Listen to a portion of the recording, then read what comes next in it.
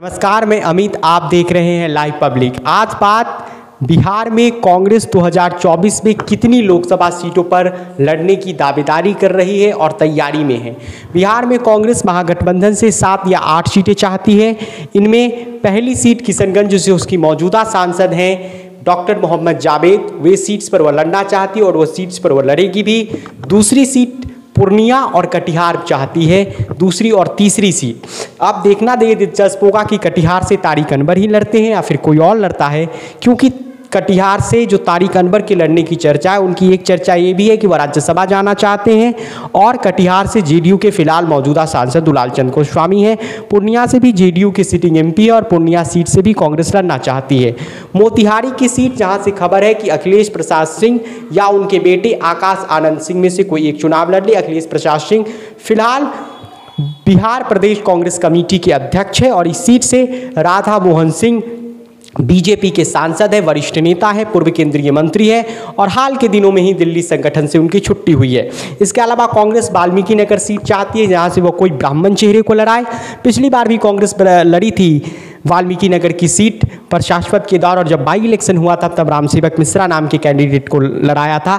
हालांकि पार्टी कोई खास प्रदर्शन नहीं कर पाई थी। सासाराम की सीट से भी कांग्रेस लड़ना चाहती है और इस सीट से मीरा कुमार या उनके पसंद का या उनके कोई करीब का कोई कैंडिडेट पार्टी लड़ाना चाहती है। पटना साहिब एक सीट है और एक सीट मुजफ्फरपुर का है और औरंगाबाद। इन 3 में से वो कोई 2 सीट लड़ना चाहती है। औरंगाबाद सीट को लेकर कांग्रेस नेतृत्व ज़्यादा इच्छुक नहीं है, क्योंकि वहाँ उसे कैंडिडेट मिल नहीं रहा है जिससे वो पटना साहिब से लड़ाए। हालांकि लव सिन्हा के नामों पर पार्टी विचार कर सकती है।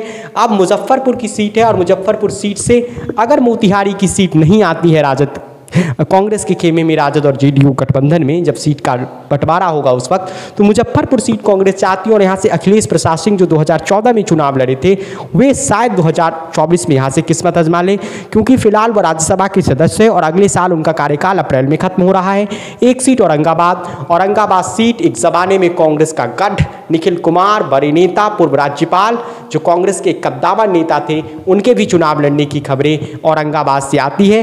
क्या वो चुनाव लड़ेंगे? हालांकि उनकी उम्र हो चुकी है, थोड़ा 70+ के वह नेता हैं, तो क्या निखिल कुमार को पार्टी चुनाव लड़ाएगी? हालांकि कांग्रेस के लिए बिहार में इस बार त्याग करना होगा। कांग्रेस 7 या 8 सीटों पर चुनाव लड़ ले, इस बार के चुनाव में बहुत मुश्किल दिख रहा है। कांग्रेस को 4 सीटों पर ही समझौता करना पड़ सकता है, उन्हें संतोष करना पड़ सकता है बहुत मुश्किल से, क्योंकि पिछली बार कांग्रेस 9 सीटों पर लड़ी थी। विधानसभा चुनाव भी 2020 का वह 70 सीटों पर लड़ी थी। लेकिन कांग्रेस के साथ दिक्कत है कि बिहार में उसे सीट मिलने के बाद वो उम्मीदवार ढूंढती है और इससे गठबंधन को नुकसान हो जाता है, ऐसे गठबंधन के दूसरे पार्टनर्स मानते हैं। पिछली बार भी वो 9 सीटों पर लड़ी थी, हालांकि वो 9 सीटों पर कोई खास कमाल नहीं कर पाई थी। एक सीट और है सुपौल। क्या यहाँ से रंजीता रंजन जो फिलहाल छत्तीसगढ़ से राज्यसभा सांसद हैं, उन्हें पार्टी लड़ाएगी, वह लड़ना चाहेगी, या फिर राजेश रंजन और पप्पू यादव को इस बार महागठबंधन में जो आना चाहते हैं उसे कांग्रेस अपने कोटे से समायोजित करके उन्हें सुपौल से चुनाव लड़ाएगी?